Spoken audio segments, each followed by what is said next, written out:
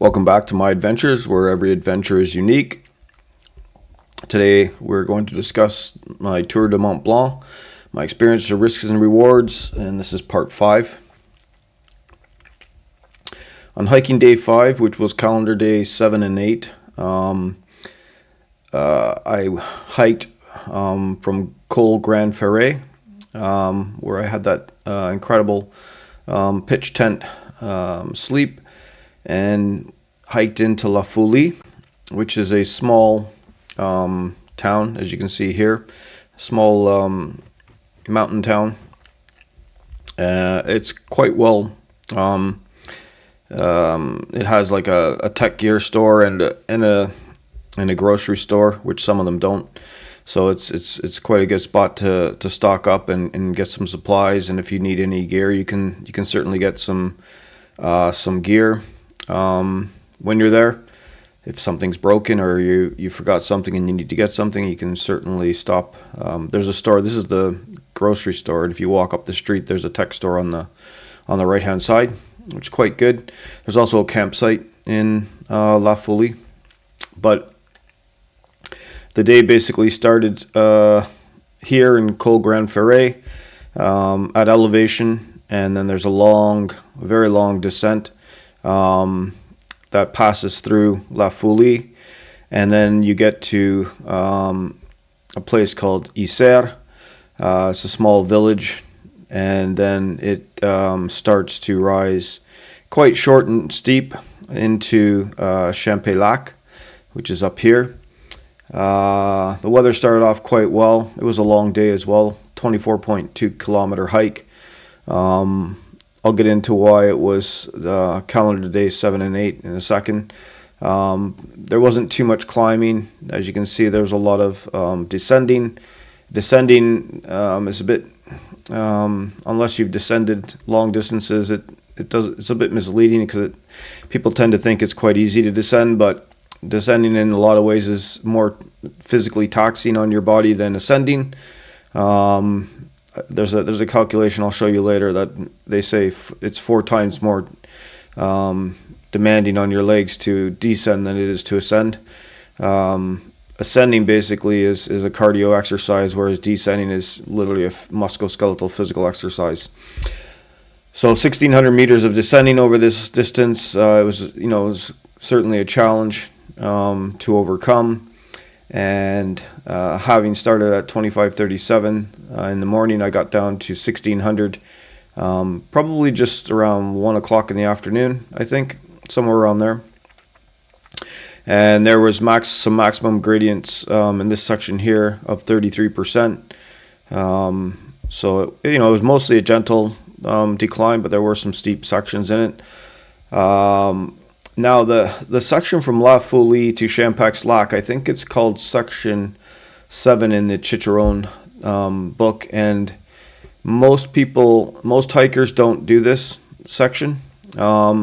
It's got a bit of a reputation for being boring compared to the rest of the tour, and a lot of people basically catch a bus from La Folie to Champay-Lac and don't hike this section of the tour. It's kind of got a reputation for being bypassed. I didn't want to do any more bus transfers. I'd had enough already from the short one I did at to Courmayeur, and I didn't want to get into that. I came to hike, not to take buses. So the intention was to hike the section from La Folie to Champay-Lac, and which is what I did, and it sort of winds through. It winds through like close to a river. It follows a river for quite a while, and then it goes into some forests. The forests have lots of exposed tree roots, and it's mostly a dirt trail, but there's a lot of exposed tree roots. It's heavily forested region. Lots of exposed tree roots. Not too much in terms of there's some small sections with some bumps, but in general it's relatively flat. It goes on for quite a long distance. It's a pleasant hike. I mean, Is it the best hike on the trail? No, it probably has earned the reputation of being the poorest in terms of visual effects, and it's not the most pleasing and pleasant. But in terms of just a hike, I mean, it probably outpaces anything you can find in most places in the world. So I didn't want to bypass it, and I enjoyed it. I mean, it was it's nice to have a relatively flat day of hiking instead of constantly ascending and descending. You're still descending here, but it's not precipitous except for some sections. So it's probably the flattest section you're going to find, if there's such a word, on the tour. But as you can see, it's not a very demanding decline in terms of gradient. There's just some sections there that were quite sharp. But in general, it was a pleasant day. The weather out was partially cloudy, at least at the start. And I enjoyed it. It was a nice place. There wasn't too many other people on that part, obviously, because, like I say, a lot of people bypass it. So it was, there wasn't. I think I probably passed maybe a dozen other hikers on that entire sector. And then it gets to after Isère, it starts to rise again on the way into Champex-Lac.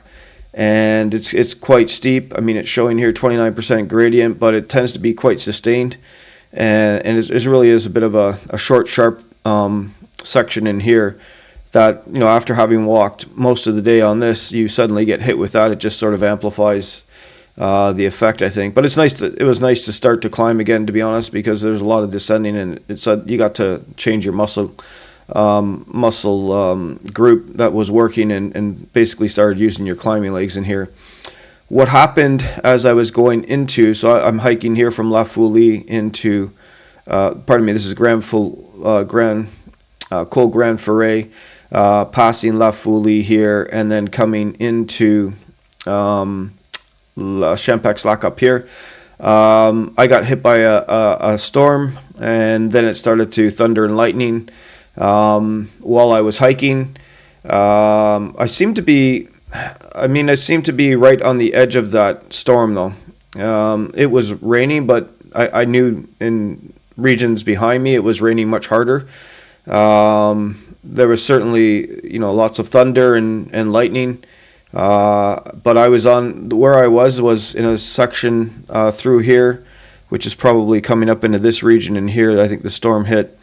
And it was tree covered. And trees were all of the same height, roughly. I was still a bit concerned. I had my trekking poles with me, and I tried to. I was wondering if I should continue hiking with my trekking poles, possibly being a source. But rightly or wrongly, I kept hiking with my poles, and I ended up getting into Champex-Lac quite late. I think around 7 o'clock, possibly. It was a long day, 24 kilometers, so I didn't get into Champex-Lac until around 7:30, and the clouds literally opened up, and it was really heavy downpour when I got into Champex-Lac. I didn't know where I was staying. I didn't obviously have a hotel or a refuge booked, so it was simply going to be a question of me pitching my tent.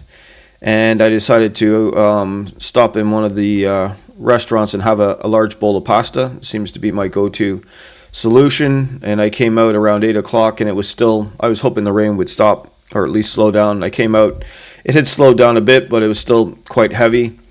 And, I didn't have a place to stay, and you can't just, pitch your tent in the center of town.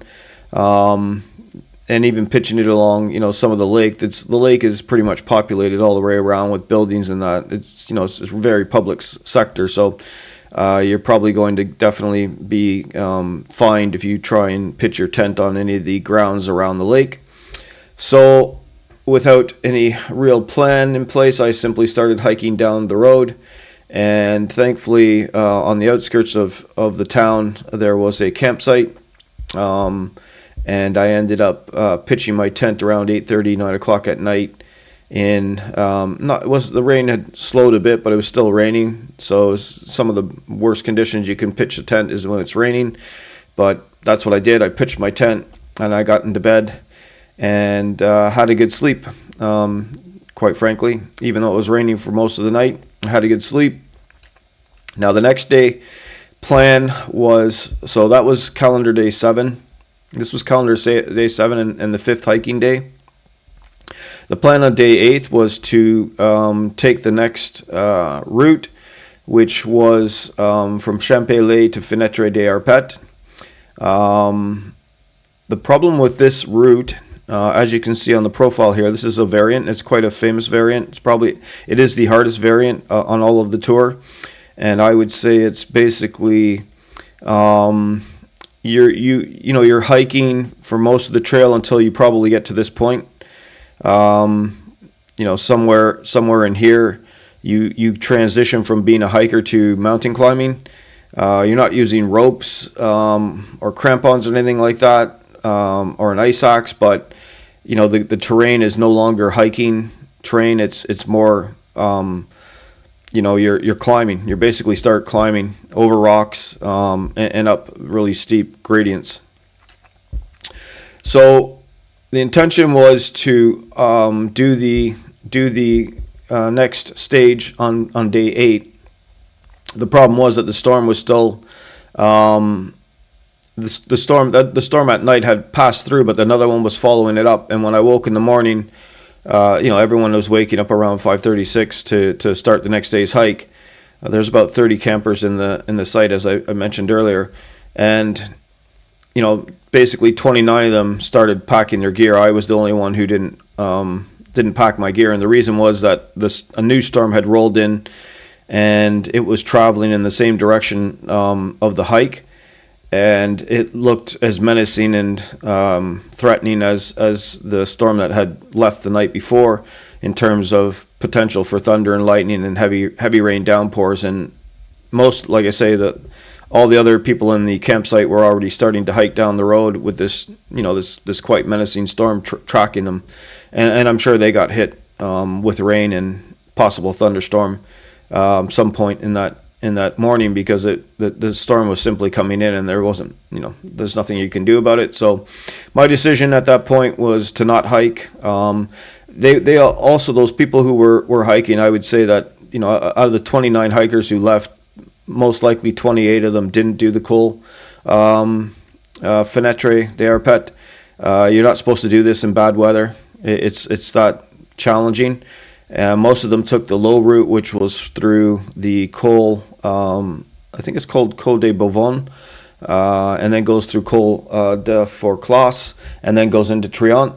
So that's the normal low route. This is the high route. The variant 8A is the high route. And like I say, you're not supposed to do this when the weather is poor. So I suspect, I don't know, but I would suspect that almost all of the hikers who left that morning bypassed this route. There may have been one or two who were, a bit more adventurous or skilled hikers who possibly could have attempted it in the rain.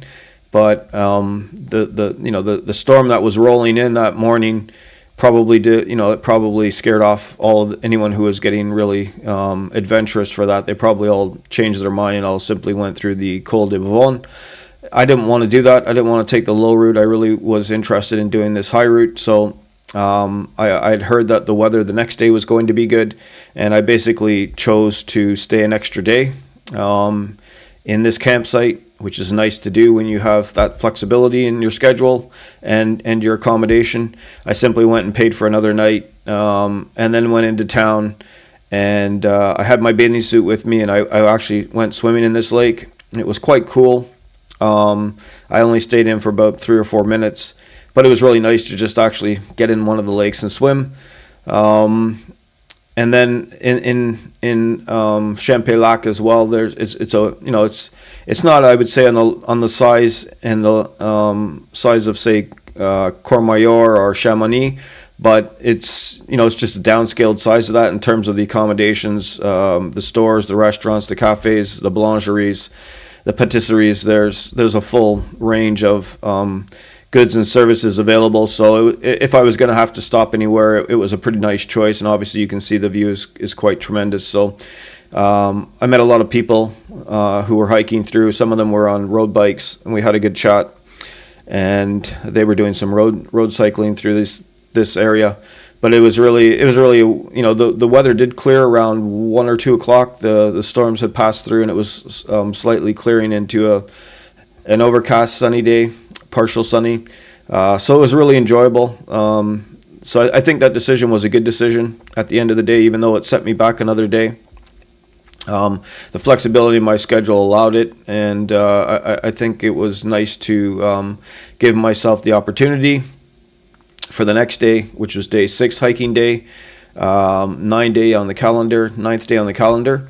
So I had literally 5 days left of my 14-day schedule, and I ended up doing one of the shortest hikes at 13.9 kilometers, but one of the most intense sections, 1160 meters of ascending and 1310 meters of descending. And as you can see on the profile here, we're going from Champex-Lac up to the col, and then coming back down into La Puty. So you're going 1466 at Champex-Lac. You're going up to 2665, which is the second highest point that I went up. Maximum gradients of 54%. Just to give you some idea of the steepness of this section. And then from Fenêtre des Arpets down to La Puty, you're dropping, 1,200 meters over a relatively short distance. You're rising 1,200, dropping 1,200, and then a maximum grading of 49%. What that looks like, this is actually quite good picture for giving the sort of at least an inclination of what the steep grading is. So as you come out, the gradients slowly start to build, and then you hit this massive rock fall. It's much worse than what you see here. It's a huge rock fall. You have to put your trekking poles away, and you have to literally start climbing. Like I said, you're no longer hiking. You're literally rock climbing over these large boulders and trying to make your way through with your heavy rucksack that's getting hit by all these rocks as you pass through it. So you're having to kind of like I say, you're basically climbing at this point. You're mountain climbing instead of hiking, and you got the heavy backpack on, so it's really hard as you got to navigate through this large boulder rock field. Boulders that are maybe, they're certainly bigger than you, and they're just tumbled in a you have to scramble over, so it's quite challenging. You then come out of that, and this is the section where you come out of it. And now you're looking up at this precipitous boulder incline that you're trying to reach, the Fenêtre des Arpets, which is up here. There's different views of this.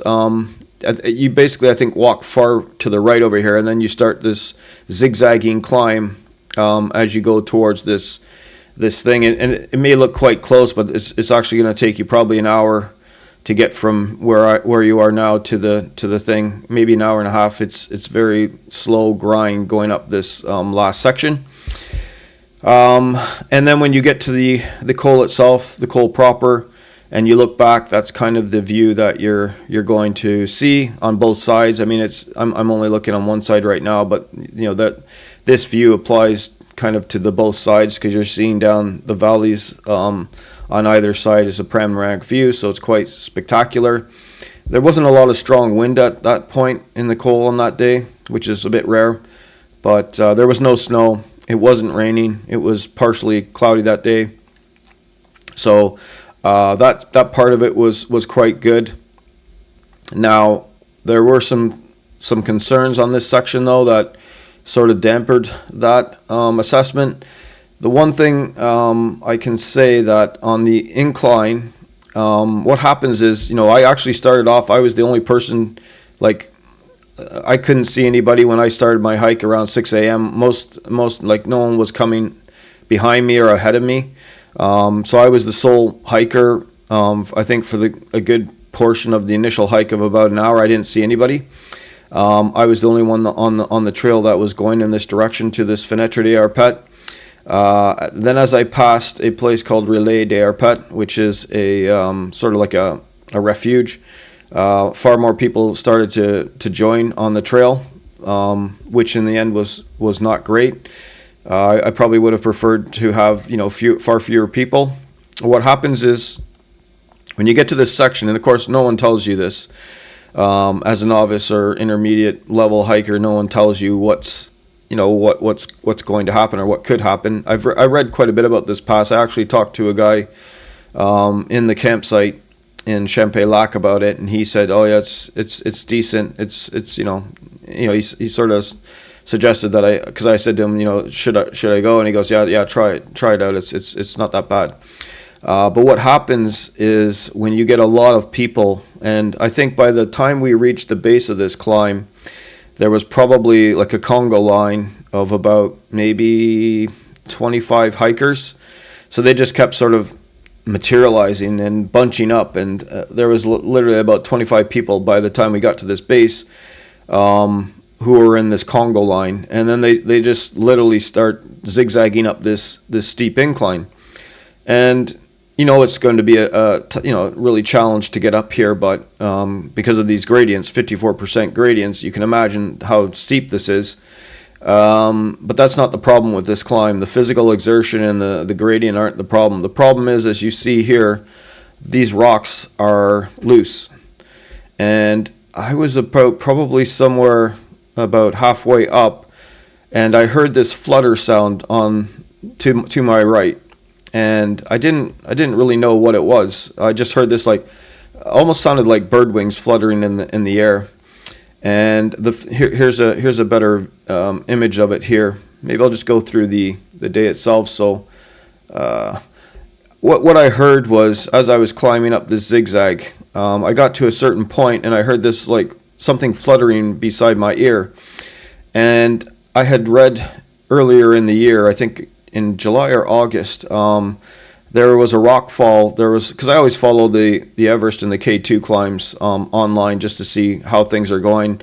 And in 2025, it was really bad in K2 for rock falls because the weather was warmer than usual. And what happens when the weather's warm? The ice doesn't bind the rocks together. And as you know, mountains are alive, right? They're not like static entities. We think they're static, but they're not. So as the Earth is pushing the plates together, these mountains form, and then they get to a point where basically there's pressure on the rock, and the rock starts to literally fall, and it trembles. That's where all these rock fields come from, is rocks starting to fall off from the upper regions as these pressures push the rock together and higher. And then, chunks of rock literally start falling down the mountain.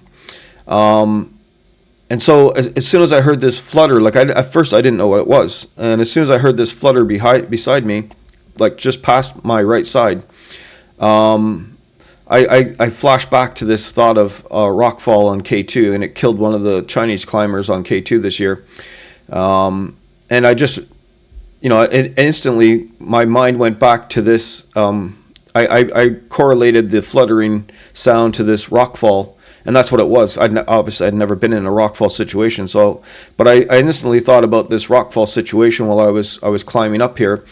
And of course, because it's a Congo line, you've got all these other people behind, sort of making this trek up to here.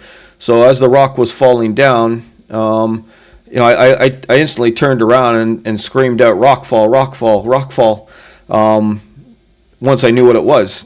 And then, unfortunately, what I was hoping would happen was everyone beneath would have basically thrown their bodies against the mountain and kept themselves as low as possible so that the rock didn't hit them. It had the unfortunate effect that everybody started standing up and looking. So as that rock's falling down, the possibility of getting hit increased instead of decreased. So in hindsight, I wonder if I should have said anything, but it was just instinct. I thought about K2 and I simply turned around and screamed at everyone, "Rock fall," to make them aware that rocks were falling down.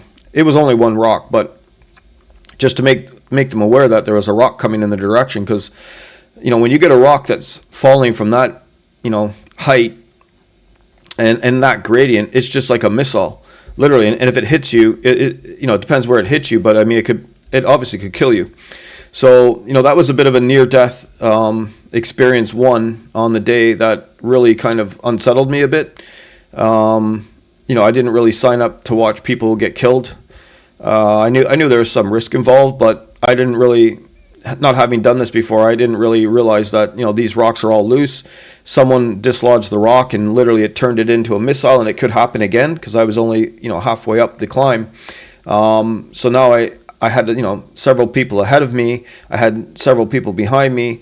And the question was now is it going to happen again? And, what to do about it. I mean, you can't do much about it. And those rocks, once they start falling, they pick up a tremendous amount of energy and speed, and they're just like a missile coming down. It sounded like a bird's wings fluttering as it went by me.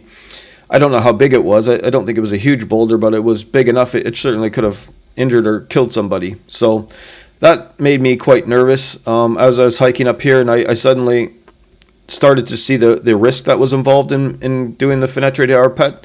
No one had talked about it or mentioned it obviously in any of the YouTube videos. You never hear anyone talk about these things. I didn't read about it in Cicerone's book.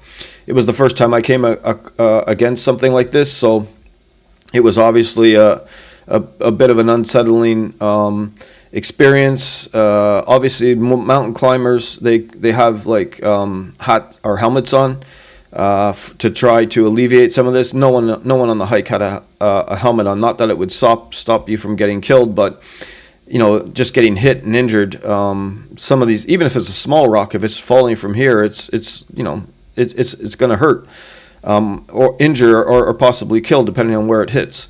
So that suddenly became quite alarming, and I still had at least half an hour of hiking to go, and I was constantly peering up from that moment and listening to see if any other rocks were going to come flying down. And it made it quite unsettling for me. When you get to the col, this is actually looking away. It's not looking back this direction. It's actually looking forward. There's a glacier that's not seen, but there's a glacier on this side of the mountain face that's been retreated. It's a quite famous glacier. I don't recall the name of it right now, but there's a glacier that is coming from the top of the col. The top of the col by itself is it's not actually a col. It's like a summit. You can go a bit higher though. There's a section where you can climb up even higher, which several of the hikers did. But in general, I took a rest, and I had a little bit of trail mix and chocolate and some drink up here just to sort of recuperate. I probably spent about 10 or 15 minutes at the col. There were several other people there, and the Congo line had reached it, so there was about maybe 20 people up here when I was there. And you can see these incredible panoramic vistas. There's a glacier over here that you can see. It is a tremendous view for sure. And then you have to start to do the decline, and the decline is to descend. And at first, when you look out, it's a bit of and not like, here's the view from the summit. And when you first look out, you actually can't see a descending path. And I think, like when you're ascending it, it's quite clear where the path is leading up to the Fenêtre de Arpet. But when you're descending, and you look out, you don't really see any clear path. This is just to step back, this is the boulder field you have to climb through to get to this section. So you can see there's these large scattered boulders that you have to, you're not hiking here, you're climbing through this boulder field. And when you get past this boulder field, you come out through here, and then you start this Congo line zigzagging up. And that's what it starts to look like on that side of the mountain. But when you get out, you see this view, and then, like I say, at the summit itself, you don't really see how to get down. You see all these large boulders, and it's a little bit unsettling. There wasn't signs saying this way down. It's literally just a whole strew of boulders, and it's extremely steep. You can see here. This is the view here. It's all these large boulders, and it's just drops precipitously down. It's probably, it almost feels steeper going down than it did coming up, although both of them are, equally, as you can see here, it's probably steeper coming up, but it certainly is steep going down, 49% gradient. And most of that gradient, here's a picture of the drop. So you're coming from the Fenêtre de Arpet, and then you come down, and it is really a steep drop through here. This is where the 49% hits. It then, I don't know, it takes quite a while before it, really sort of starts to level out, and then as you're climbing, probably about here, it starts to level out and you get a bit more of a less decline. But this initial, how many kilometers is that? That's from, let's see, what is that, 7 till about 11. So there's about 4 kilometers of descent here, and there's probably like the same 4 to 5 kilometers of ascent here. So we're not talking short distances. These are long, steep descents. As you can see here, this is just a section of it off the thing. It goes for quite further past that. So having been on the Fenêtre d'Arpet, you can see the signs here, and I basically refueled, restocked, rested up a bit. It was then time to go down, and there was a guided group up there of about probably 15 climbers, and most of them were quite novice. Why the guide took them up here, I have no idea. It's bad enough when you're in a 1 or 2 people, but when you got like 15 novice hikers up here, and you're guiding them and trying to get them down, it's I don't know. I don't know if that was a smart thing to do in terms of the guide. He probably should have gone with the low route, but he had them up there on the high route. And a lot of them were, I think, terrified. Is probably a word, and you could feel that nervous energy through everyone at the col. Everyone was kind of like not used to this situation, and obviously unclear on what and how to approach it in terms of. But the guide knew how to get down, so he got his group together and sort of had like a pep talk with them. I didn't hear what he said, but he basically, I guess he was telling them, be careful, we're going to go this way, we're going to do this, and he was the first one to go down. And the way to get down is there's on the far right-hand side, there's a little bit of I don't know if you call it a path, it's some drops, some step drops, and then it slowly becomes a path, and it just sort of precipitously drops off. You can kind of see it here, but it's maybe not as clear. I'm just trying to find a view. So you're basically, if this is the col here, you're kind of following this edge, and you drop down. All this section in here is sort of it's not possible to descend on it. So there's this little snaking path that drops down through the edge here, and so what happened is he led the team, his group, and they started to fall down. They started to hike down through here, but I think a lot of the hikers were really nervous and terrified. One of them was he for whatever reason, he had very short limbs, and he was having a real struggle. Like his legs weren't reaching the steps; they were too short, and he was literally sort of like sliding down, controlled sliding, because he couldn't actually step. So he was sliding on his body basically just to go from step to step.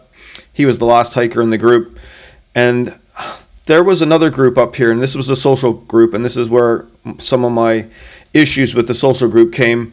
Everyone else who was here were all like in small groups, except for the social group, who was I think there were about 10 people, roughly 5 to 10 people in the group. I didn't know obviously exactly how many, but there was about 5 or 10 of them, and the leader of that group started talking really loud and joking. And you could tell they were nervous themselves, and so they, like some people when they're nervous, they keep it within themselves and they just focus and concentrate. Other people, they sort of like extrovert it, I guess. They become like making. You could tell she was nervous because she was really talking loud and giggling, and like I'm sure whatever she was saying, it was just nonsense and chatter. It was just, but it was basically being nervous and sort of. Instead of keeping it internally, she basically started vocally being this way, and suddenly like she had her friends around her in this group, and there were, like I say, there's about 5 to 10 of them. There's definitely more than 5, but say 7 or 8 or 9, and they started to then follow the self-guided group, because they like maybe 5 minutes later they let the big group go down, and they were sort of second in line. They'd all like geared up and ready to go. And then they started to hike down, but they were all still, within the group, they were all chatting really loud and giggling and making jokes and stuff like that. And, at the end of the day, I don't think they were really focused or concentrated, whereas a lot of the other hikers were silent and sort of, focused on the task. Unfortunately, I think the third person in that group, they slipped on this rock, this yellow rock right here. So the trail is basically going, that's over on this edge, and the trail basically, this, like I say, it's this wide section here, and it starts to wind down off this edge. And she slipped. Her left foot slipped off this rock. And at first it didn't look too bad because she landed, she landed on her butt basically on that rock, and it didn't look too bad. I mean, it was obviously a slip, and so you kind of just, things happen. I was a bit further back and also ready to go because I was getting ready to descend, and I was probably about, 20 feet, 25 feet away from that group. And as she slipped, she fell on her backside, and then unfortunately her backside slipped off that rock too. And then she slipped down further and hit another rock, and so now her body basically fell down onto this other rock, which caught her shoulder, and it literally spun her in the air. And so now she was, if you can imagine a person this, like, standing this way, and now she became literally horizontal to the mountain, and was doing like a full somersault, 360, 1.5 degree, like 1.5 turn rotation, and she slammed against this rock here, her full body. So her body was now, instead of it being, like if you were standing, you'd be in this direction. Her feet were now this way, and her head was this way, and she slammed full body into this rock because she was completely airborne and doing this like 1.5 turn somersault, and then hit this rock, and that's what stopped her from falling. And you can imagine, you can see that there's, the rocks. This was, I call this the rock of Providence, because had it not been for that rock, there was nothing to stop her from literally falling off this mountain, and she basically would have fallen right down through here, and it was all just like this rock field, and this is the only thing that stopped her from falling. And it was obviously a terrifying moment, and it's kind of one of those things, you're watching it and it's slowly happening in front of you, and you're in disbelief and shock. And she hit against here, and she was obviously shaken up, and she certainly had bruises, but she didn't break any bones, which is a good thing, or hit her head and get cut or something. But she was definitely like completely disconnected from, her body was out in free space, rotating. And then, like I say, she fell about, I don't know, there's probably about, from here to here is at least 10 feet. And then she just slammed into this rock with her whole body, legs this way, her head was that way, and it just slammed. And had that rock not been there, she was gone.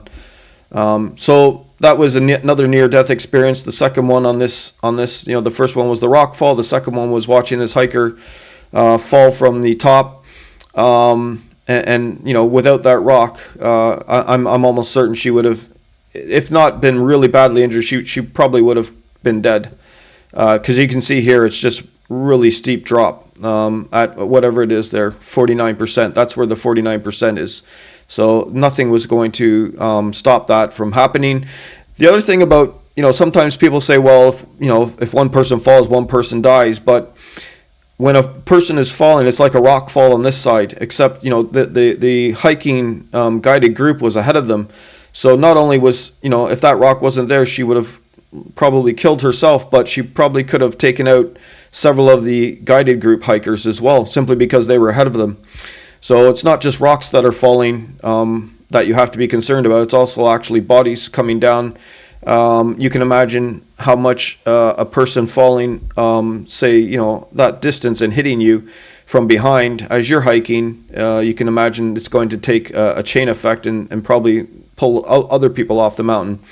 So that was a bit of a terrifying moment. And they sort of, all this group sort of gathered to the side and sort of tried to console this person and, make sure nothing was, no broken bones or something like that, and just sort of consoled her and tried to, regroup, I guess is basically the best way to say it. But as they were doing that, off to the side, other people were hiking down, and then I came down, and by now the leader wanted to start hiking again. and I was ready to go like off the edge and start going down, but I could see that they wanted to go. So I said to them, well, go ahead. I mean, I didn't want to get in the middle of that group because they wanted to go as a group. So I said, well, you guys go ahead and I'll let you go, sort of thing. I didn't want to stop the group or get in the middle of them. So I said, basically, you guys go ahead. I don't mind. But the leader said to me, she was like, well, no, you have to step away, right? And I said, well, I'm giving you room. You got room to pass. Just pass, right? She wanted me to basically climb back up to the mountain and then back to the top and then let the group go. And I was like, well, there's enough room for you to go. I'm not gonna climb all the way back up here and then have to come back down, because there was people also on like other people were trying to come down. So she wanted me to step all the way back up. So I said, I'm not going to do that. And I basically went ahead of the group. And she was obviously upset about that. I guess she felt it was like, she was the group leader, and who was I to, basically not listen to what she was saying, or it sort of became this dynamic. And, it was really off-putting. And I felt the best thing to do at that point was just to go ahead and let them follow. I wasn't going to get into an argument with her or anything, and I basically just followed. I mean, she basically just about had one of her, group mates killed, and now she was trying to direct me and control what I was doing. And I said, well, that's not going to happen. So I basically went ahead and let them follow on the way down, and that person who had fallen had, basically regrouped herself. Like I say, I'm certain she had some really big bruises. She could not have had bruises, but thankfully she didn't get cut and she didn't have any broken bones. And without that rock, she didn't die. So they had followed behind me, and it is a quite steep drop as you're coming down here. And one thing I can recommend when you're descending is never talk. You need to concentrate a lot when you're descending, and if you're talking, your concentration is broken and your chances of falling are much higher. And this was a perfect example of people not really focused and concentrating on the task. They were busy making jokes and laughing and giggling, and they didn't really focus, and that led to that incident. I myself had met some other hikers farther down, and I started to explain to them what happened, and sure enough, my foot slipped. And I just sort of fell backwards and slid for a meter or two. It was nothing bad. Like, I wasn't doing what was happening up here, but I myself slipped a bit. It is really, really steep coming down through here. So those were a couple incidents that were regrettable and sort of put a damper on the day. Let's see. The other thing is that when I got into Laputi, at the end of the day down here, I'd met a hiker who also went through here. And I asked her, I said, how was your experience? And here was her comment. She was a hiker from San Francisco. She said, I'm glad I did it, but I'd never do it again. And, that was, I think, a lot of people's impressions of the Fenêtre des Arpents. She didn't witness this. She came about 2 hours after the incident. So, she didn't see that this happened, but when I told her about it and all the other events with the rockfall and that, like I said, her impressions was, she was glad she did it, but she would never do it again. So that was the adventures on Fenêtre des Arpents. What is the risk versus reward? Here's just a few examples. You can always go online and search these. You're never going to see these on the YouTube videos. With the inspirational mood music, it doesn't happen. They hide this part of it from you. They just tell you it's great and great views and great food and fun times, but there is the risk. On Friday, July 14th, the hiker lost his life on the descent from Fenêtre des Arpents into Triant, and that gives the details about it. I mean, go online and just search for hiking and death on Fenêtre des Arpents. On Sunday, June 17th. 2018, an Israeli climber was killed in a fall via the Fenêtre des Arpents. So the hiker slipped about 50 meters. And this certainly could have been another incident. Like I say, that rock and it's a strange rock. You can see it's like all the rest of the rocks are not like that rock. And it just happened to be where the trail was going. And had it not been there, she would have been another incident like this. This is an interesting article that I found. This guy actually works on the Tour du Mont Blanc. So he knows where the accidents on the trail and when they happen. And he said the arpit is one of the 3 major accident black spots on the TdMB. In my experience, the other 2 are the Col des Fours, and I think that tends to be when there's a lot of snow, and the Grand Col Forêt, which I just came from. Accidents on the latter 2 pretty much always happen at the very start of the season when there's lots of snow. Again, as my comments just made. And he says the accidents on the Fenêtre des Arpets happen year round and therefore are more numerous. And the danger is rockfall, exactly as I just mentioned, rather than snow. And the variant over the arpit is most dangerous when it's busy. Again, just the comments that I made. Lots of people who might dislodge rocks from above you. Just exactly what happened to me. And then, or during and after heavy rainfall, had I hiked the day before, it would have been even more dangerous. Again, so I avoided that when the ground is generally looser. So he's just commenting and agreeing with, or basically everything that I said. He's just commenting and saying exactly what I just mentioned. And this is a guy who works on the Tour du Mont Blanc, so he's familiar with it.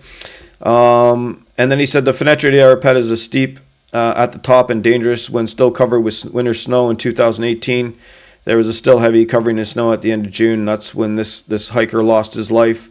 And there's still snow cover at the pass. It only takes this route if you have skills, experience, and equipment to cross a steep mountain pass in these conditions, etc. So there's the source for that. It's not stuff I'm making up. It's trailguide.com. 10 safety tips for the Tour du Mont Blanc. So it's really a difficult thing to say. Is the Fenêtre des Arpets worth the, is the reward worth the risk?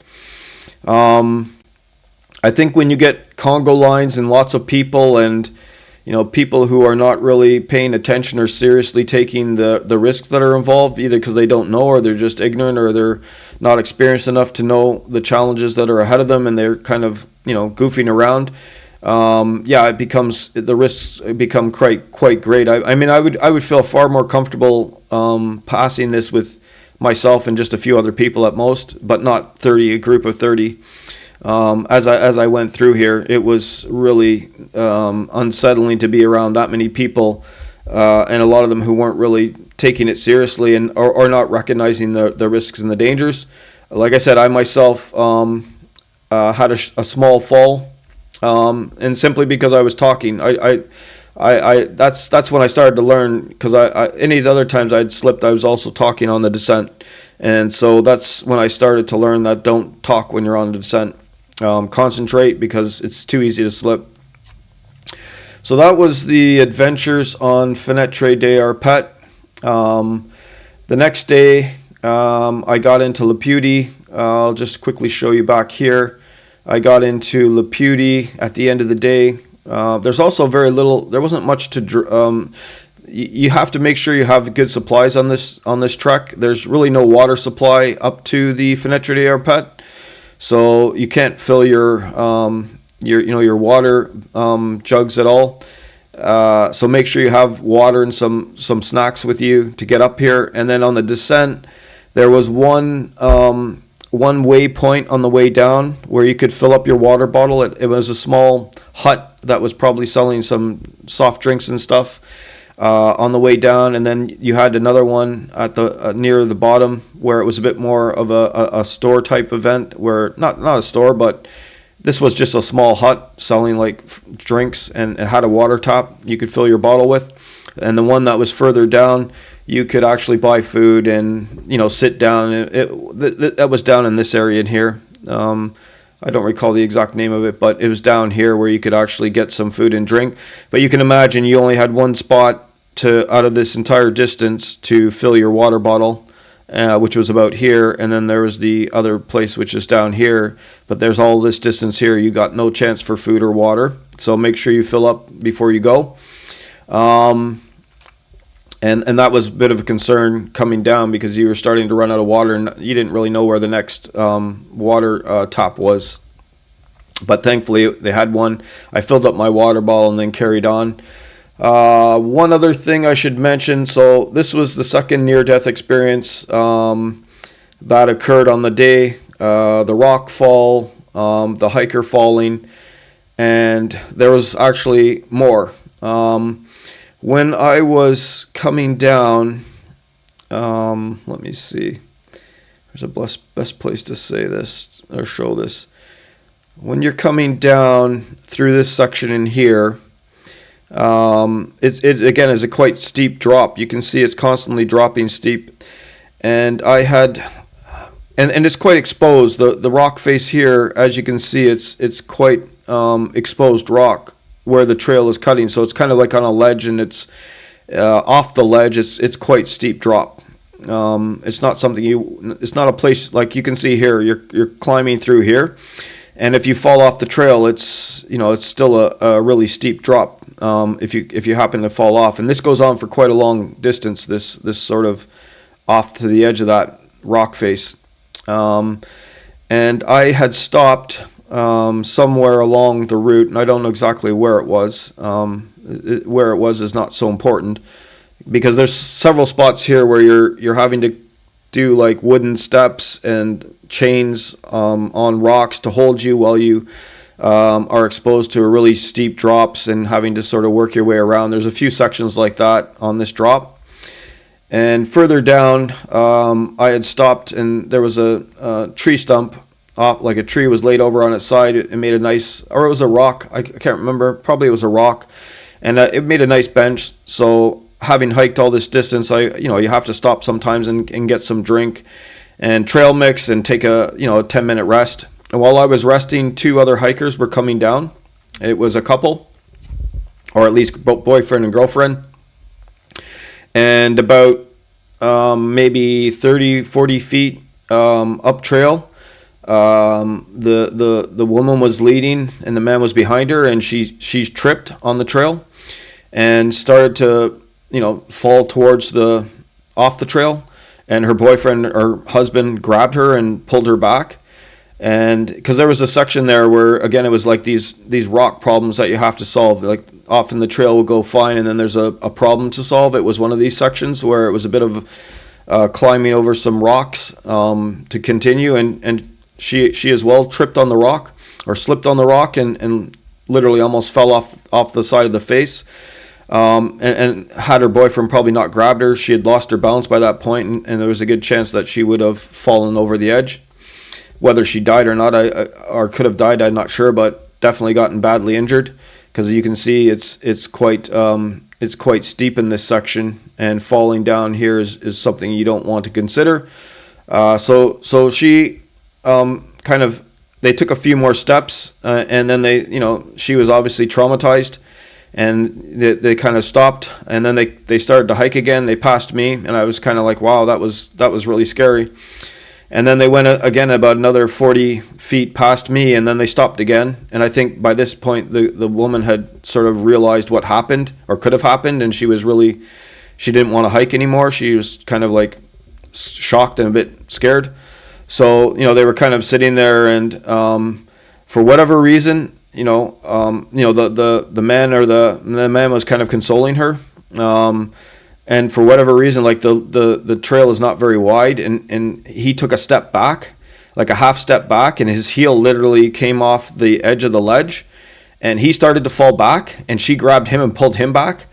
So this was like the fourth near-death experience that I had to witness on this day.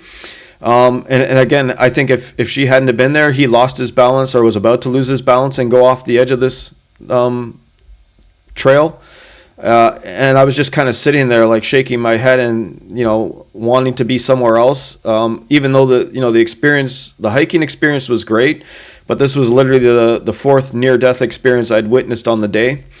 And it kind of left me really a bit unsettled. I didn't want to be around people after that. I didn't want to have to witness anyone falling or dying or getting injured. And I was kind of hopeful that no one would be around as I was hiking the rest of the section, because, I don't know what, things happen. Like I had my little slip here, and, it's just a question of circumstances at times. And sometimes it's just, you lose your concentration for a second, and, these go on for, 4 or 5 kilometers, these descents. So, taking several hours, and, there's no place to really stop and rest up. Most people are doing the hike in, nonstop with short rests at the fenêtre. So it's physically taxing and mentally taxing. Like, a lot of people are always, when they're talking about hiking, they're it's how hard it is to climb up and how hard it is to climb down, but you also have to mentally concentrate and focus all the time. So it's mentally taxing is probably as much as physically taxing. And if you're not concentrated and focused, as I wasn't here, it doesn't take much to make a slip or a trip or a mistake, and all it takes is one, and then suddenly the surrounding ground is it's very unforgiving. And whether it's at the top or on the descent, it only takes one mistake to become a casualty, or at least definitely get injured. So yeah, in this case, I wasn't really having the best day. In terms of hiking, it was great, but I can see why this person made this claim. Would I do it again? I would do it again in a heartbeat if I was alone. But having a large group, I would probably not want to do it.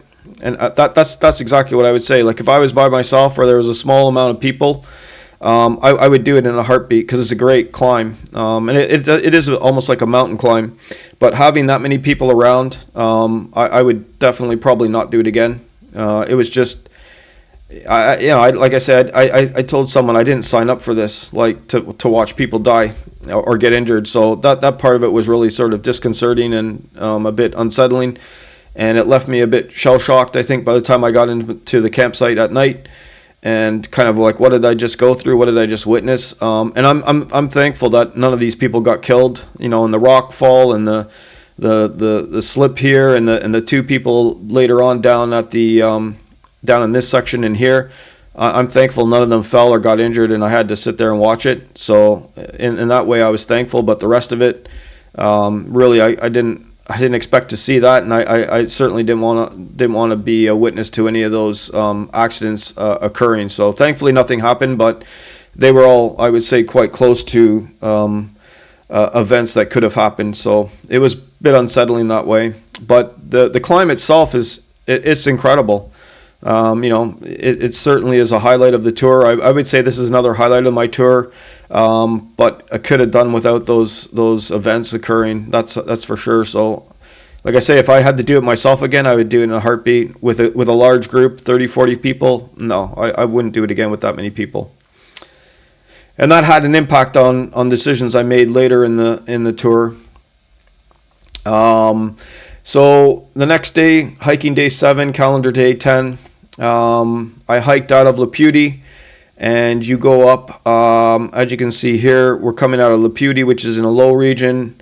There was a really great campsite there. It's not free. Everyone said it was free, but it's actually about £5 or £6 or euros. There's not a lot of facilities in Laputi. They have a small store there where you can get stuff like cold food and drinks. There is a small pub bar where you can get hot food, and that's about it. There's not much else there. There's a few other buildings, but there's not a lot of resources there. Like it's certainly not like La Fiuli in terms of its services, but you can get a good sleep. You got a tremendous view of the mountain. So yeah, that was a great, and I had a really good chats with a lot of other hikers that night. So it was really great. No rain that night. It was simply overcast. Waking up the next day, I did 18.2 kilometers and 1150 meters of ascending and 1220 meters of descending. So quite challenging day in terms of both. You're going from Laputi at 1466 up to Refuge du Col des Baumes, up 2199. Maximum gradient's 38%. So that's a long, quite steep gradient getting up to there. So we're coming, let's say, which direction are we going here? I believe we're going in this direction here. You just double check that. Yeah, we're going in this direction from Laputi up to Col Refuge de Col des Baumes, which is here, which is a pretty good refuge. They have a good selection of drinks. It's very windy there for some reason though, like really strong. That was the strongest wind other than the Col de Tricot. The wind was it wasn't a pulsing wind. It was a constant, strong wind up at this region for whatever reason. It's a coal, so it's always going to be strong wind, but usually not as strong and consistently strong as this one was. So after that, like I say, maximum gradient of 38%. It is a stiff climb. You get up to there, and then you go along and down until you get to the Les Goualettes des Posettes, which is another section that is. This is a picture of it here. You're actually climb up over the ridge. This is looking up at the ridge, but you're actually climbing through here. It's quite a challenging climb. There's certainly a few spots. There's lots of hard steps and rock. It's not an easy climb to get up to the Les Goualettes des Posettes. Fantastic views when you get there. You're going to see views like this, but it's a bit challenging and risky. There's a bit of danger getting up to that point in this direction. Once you get there, I had a rest and admired the views. As you're hiking along that section, you're going to get all these views of these panoramics, because you're now back in France and you're coming towards Les Houches again. And you hike on a long and quite steep descent. Maximum gradient is 31%, and it goes on forever until you get into Tres-le-Champ. This is really long and steep. Lots of opportunities for injury in this section here. It's quite steep and long, contained drops. You have to be careful. I think this was the section where I had my ankle twist, the first one. I was just coming off a step, and the edge of my boot, outer boot on my right foot, caught something, and I literally landed, my ankle rolled, and I landed with most of my weight on my ankle. And I thought I got this really sharp shock of pain coming up my foot, and I thought, oh, I'm in trouble now. But because I had my boots on, I literally stood up. There was no pain in my ankle, and I carried on walking, and I didn't have any swelling or any pain, so my boots saved me as I was making this drop. And that was the first time my boots saved me. I might have had 2 rolled ankles that day. Usually these things happen in pairs. Like if something happens bad quite quickly again. So I think I probably rolled my ankle twice that day. And again, my boots saved me both times, and I was really thankful. I think the first time I tweaked it and I didn't fall, and I think the second time I tweaked it, I actually fell down on the trail. It was a really bad one, but again, my boots saved me. Those were 2 times I probably would have been injured had I not had my Morel hiking boots. So consider that a win. When I got into Tres-le-Champ, they have a campsite there. I asked the guy, what were the prices, and he said 40 euros, and he wanted 40 euros to pitch a tent on a field, which I thought was, it's just robbery, basically. Everyone else on the trail, even in Champex-Lac, I think the most they charged was 14 euros, and they had like full facilities, like food, laundry, showers, and this guy, all he had was a field, and he was charging 40 euros, and I thought, well, that's absolutely ridiculous. It's almost criminal. So what you can do is you can go down from Tres-le-Champ into Argentière, and what they don't tell you in the Chicharron book is that the campsite isn't in Argentière. It's actually outside, on the outside edge of Argentière, called a place called Les Chaux-Salés. I knew there was a campsite down here, but I didn't know it was outside of town, and it's quite a far walk. It's about 4 to 5 kilometers from Tres-le-Champ to Les Chaux-Salés, but it was worth it. I think the campsite there was 6 euros, and they have a nice little cafe there where there's a really pleasant chap who is owner, and he makes some great food and at a really low cost. And I had a really great meal of linguine with fromage at night, and I had a really great breakfast in the morning the next day before I left. And yeah, he's really pleasant, nice person in that campsite. And then there's also 2 ladies at the front desk who are both experienced hikers on the trail, and they're really friendly. And they kind of inquire what you're doing, where you're going, and then they give you lots of advice, and tell you about the weather, tell you which way to go, and they're really helpful. So this campsite in Les Chaux-Soleil, it was the best campsite I was in terms of friendliness. The people were incredibly friendly, and I recommend it to anyone hiking through, say something like Trail Le Champ, which is just overpriced, and it's not worth it. Whereas Les Chaux-Soleil is a much better value. So being on a budget. I did the 4 or 5 kilometers to get here, and then it's an out and back variant, so you go there and you have to come back the next day. But I was fine with that, and I'm glad I did. Like I say, it was a good experience that night. And I talked to those ladies, and they said, because I said to them, well, what's the weather like coming up? And they said to me, the next day is going to be rain, and 2 days after is going to be rain. And so they said, it's probably not a good, because they knew where I was going. They said it's probably not a good idea to hike the next day, and then you're going to have to wait 2 more days before you can hike again. And I was talking to some other hikers there, and they actually were pulling out. They were going to stop their trail because they couldn't wait till Friday. I think this was on Tuesday. So Wednesday was rain, and then this was Monday, and then Tuesday was going to rain, and then Thursday, Friday Wednesday, Thursday were also supposed to be rain. So you had like 3 straight rain days, and then it was supposed to clear like Wednesday afternoon and then be good on Friday and Saturday. But that was taking up. I was already on calendar day 10. I only had up to calendar day 14 before I had to leave. So I was getting a bit concerned that I wasn't going to be able to complete the tour, getting close but not being able to complete it. And other hikers had already decided that they were going to basically fold and go, leave the tour because they didn't want to hike in the rain either. So, and the next stage is the stage with the infamous ladders, which is a challenging stage when it's dry, and you're not supposed to hike it when it's wet. This was a stage that couldn't really be avoided without some risk increase in a rain condition. So these women at the desk basically said it's probably not a good idea to hike the next day, and then you'll have to wait 2 more days. So I was looking at until Thursday, and I was having to, I consulted with some other hikers, and they said, well, they're gonna stop hiking, they're gonna pull out and not complete it. And I was faced with that same uncertainty. When I woke in the morning, it was overcast. It wasn't raining. I always wake up at 5, so I take a look out at 5:30, and I made a decision then and there that I was going to hike. I didn't want to stop my tour, and so I basically got out of my tent, packed up my gears, and then walked back to Trail Le Champ.